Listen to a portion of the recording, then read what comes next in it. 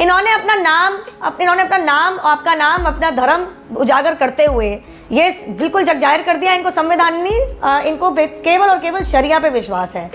अब इन्होंने सीधा निशाना साधा है तो सर्वोच्च न्यायालय पे। उल्टा सीधा मत पढ़िए।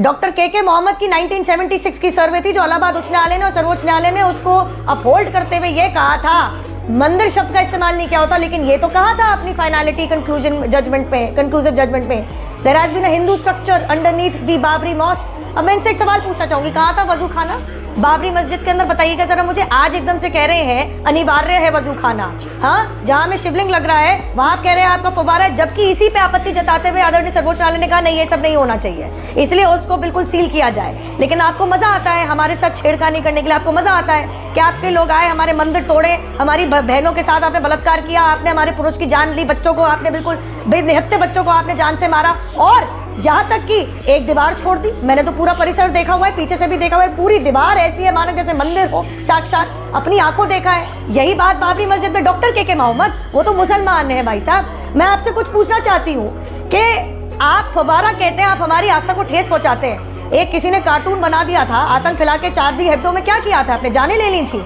यही जग जाहिर करता है कि आपका विश्वास है कहाँ में, लेकिन हमारे भारत देश के अंदर संविधान वापस मुद्दे पे ला रहा हूं, नहीं है। अगर आप लिख सकते हैं तो लिखिए, बोल सकते हैं तो बोलिए, चिल्ला सकते हैं तो चिल्लाइए, और अगर आपको लगता है कि ये तीनों काम करने में भी असमर्थ हैं तो माफ कीजिएगा, जो चिल्ला रहा है उसके साथ खड़े हो। मान लिया जाए अगर शराब पी के डांस भी कर रहे थे तो पत्थर मारेंगे क्या? भगवान अपने आप को मुसलमान भी कह रहे हैं, फिर शराब भी पी रहे हैं, और फिर कहते हैं अल्लाह में मानते हैं, कुरान में मानते हैं। खैर, अब भगवा पहना है महेंद्र जी ने तो चिड़ तो निकलेगी ना। जैसे शुरुआत में मैंने कहा अंगूर खट्टे हैं, लेकिन मैं एक बार शोएब जी से कहना चाहूंगी, कृपया करके ना बरगलाइए मत। आधा सच झूठ आधा ही रहता है, पूरा सच तो कभी बन नहीं पाता है। आपने जो बताया पूरी बात क्यों नहीं बताई? वो जो 274 नोटिस वापस लिए थे, सर्वोच्च न्यायालय ने साथ में क्या कहा था कि अगस्त 31, 2020 के दिन जो नया कानून पारित किया उत्तर प्रदेश राज्य सरकार ने, जिसका नाम है Uttar Pradesh recovery of damages to public and private property act, अगर ये आप 274 नोटिस वापस ले रहे हैं, कृपया करके इनकी जगह इस नए कानून के तहत आप अपनी कार्रवाई जारी रखें।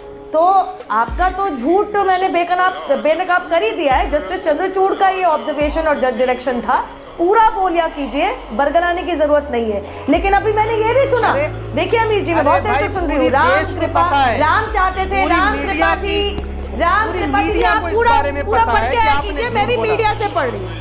पहले सुप्रीम कोर्ट ने फटकार लगाई, पहले सुप्रीम कोर्ट ने फटकार लगाई, ये लिखा है bench of justice Chandrachud and Suryakant said state government will refund the money but the state government is given liberty to proceed against the new law UP recovery of damages to public and property act, public and private property act. देखिए अमीर जी, जिसको कानून की जानकारी नहीं है, जो ये पत्थरबाजों को सही ठहरा रहे हैं, मेरे ऊपर ना बोले तो सही रहेगा। मैं अपनी बात पूरा करना चाहती हूँ। कब आया ये एक्ट, कब आई ये एक्ट? आपको तो ये भी नहीं पता, पढ़ते लिखते हैं नहीं, पता नहीं कौन से मदरसे से कौन सी पढ़ाई करके आए, यहाँ पे कानून के ऊपर बहस करते हैं। कहाँ से ले आए अपनी लॉ की डिग्री, बताइएगा आप। नहीं, आप तो यही कर रहे हैं ना। वो महिला को जो घर से बेघर कर दिया गया क्योंकि उसने वोट कर दिया बीजेपी को, उसको सही ठहराएंगे आप। इनकी बात पे कोई नहीं बोला, लेकिन शरिया के जगह जब इनको देश के संविधान का कानून पढ़ा दिया तो ऐसे मचल उठे।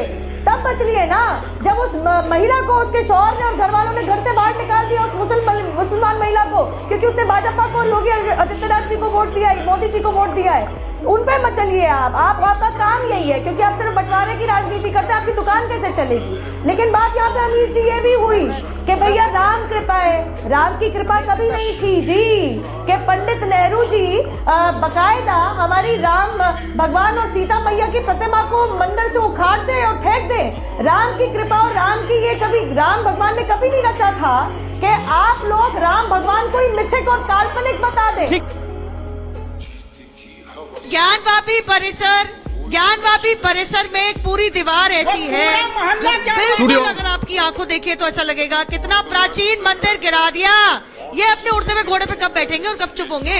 लेकिन मैं आपको सीरियसली पूछना चाह रही हूँ, अरे संस्कृत नामी मस्जिद, ज्ञान का कुआं, ज्ञान वापी, उसकी नामी मस्जिद, नंदी माँ जिनका मुंह पलट रखा है भैया आज के काशी के मंदिर, विश्वनाथ जी के दर्शन से और मंदिर से। आप कहना चाह रहे हैं कोई मंदिर नहीं है?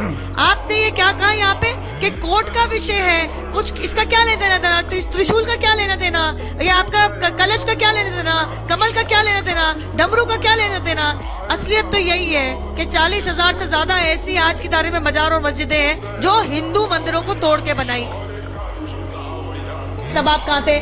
देखिए, इनको आज निर्णय लेना पड़ेगा कि या तो औरंगजेब झूठा था या ये झूठे हैं। औरंगजेब तो अपने फरमान देके चला गया, उसकी तो बायोग्राफी तक में रखा हुआ है कि उसने काशी के मंदिर को तोड़ने का ऐलान किया था और तोड़वाया भी था।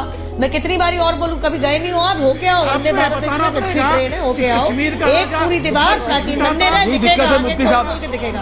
और मुफ्ती साहब आप सुन तो लीजिए, जवाब देने का तरीका नहीं है, ये तरीका नहीं है, ये तरीका नहीं है। दूसरे को सुनो तो सही। इनको आज निर्णय लेना पड़ेगा, इनको आज निर्णय लेना पड़ेगा।